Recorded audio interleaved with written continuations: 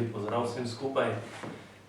Kot ste že iz naših najav kakšen teden dni nazaj uspeli razbrati, smo se v Slovenski ljudski stranki odločili, da organiziramo miren protest za zaščito slovenske meje in državljanov.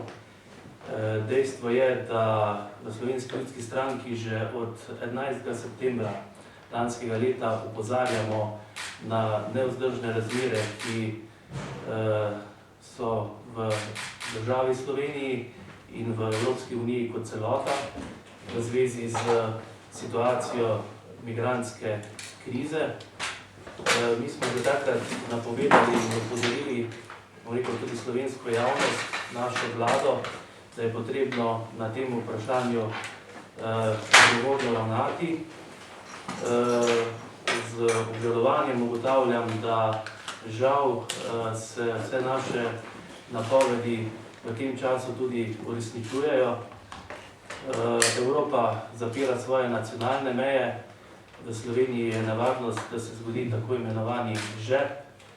In jaz vem, da Slovenija ni sposobna obvladovati tako velike količine migrantov, kot jih eventualno tudi lahko zaradi vseh teh razlogov dobi. Ocenjujem, da je današnja varnostna situacija v Sloveniji slaba in pa tudi zaskrbljujoča. Predvsem tudi zato, ker država se ne zna pogovoriti tudi s tistimi, ki so najbolj pristojni za to varnost. Vemo, da smo še vedno v stavki slovenskih policistk in policistov. Varnost je pa tista osnovna oziroma močna dobrina, za katero se seveda ne samo, da si jo zaslužimo državljani, ampak je osnova za to, da tudi lahko uspešno delamo na vseh ostalih področjih. Sam shod napovedujemo za sredo, se pravi danes teden, 20. januarja ob 16. uri na Prešernovem trgu v Ljubljani. Gre za miren shod, na katerem bomo predstavili tudi rešitve oziroma pozvali vlado Republike Slovenije, naj se začne že enkrat odgovorno postavljati na situacijo, naj ne slepo hodi za nekaterimi odločevalci v Evropski uniji.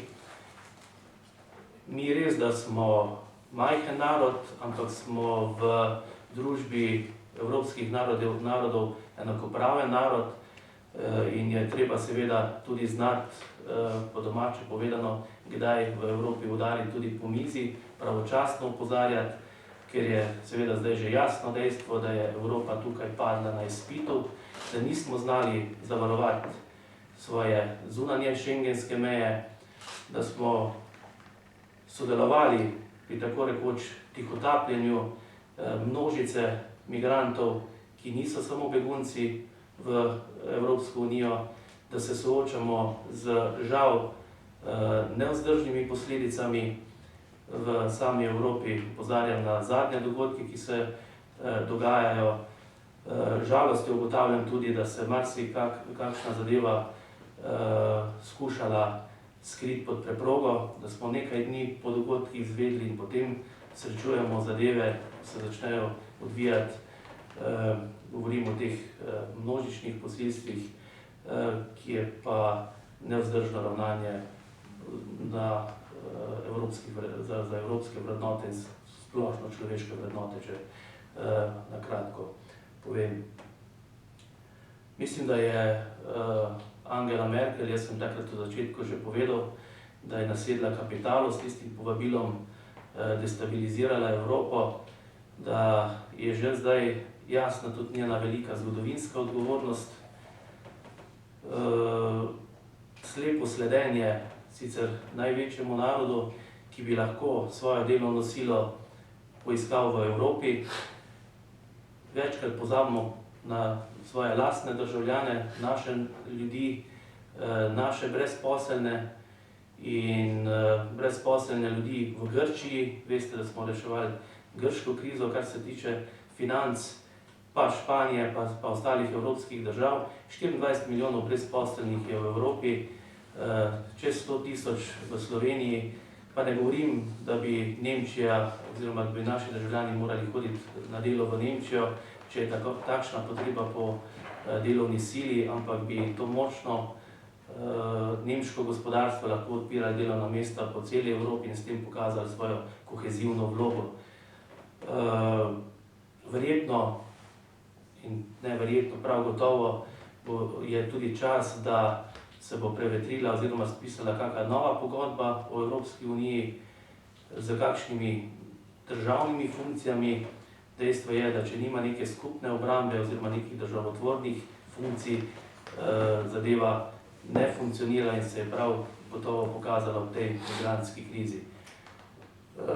Ne rabimo se slepiti, da bi z, obalnimi stražami evropskih držav lahko ustavili migrantske vale že na afriški obali, v Grčiji spostavili red na schengenski meji, pa naj ne bom razumljen narobe, jaz in Slovenska ljudska stranka se zavedamo stisk tistih pravih beguncev, pa vendarle, in to vedno znova in znova poudarjam, za mene se vsak begunec ustavi v prvi varni državi, v katero prispe.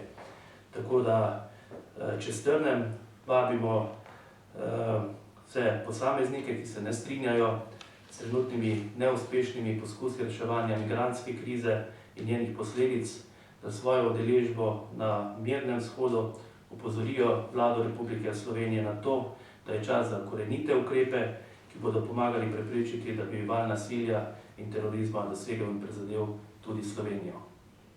Hvala lepa.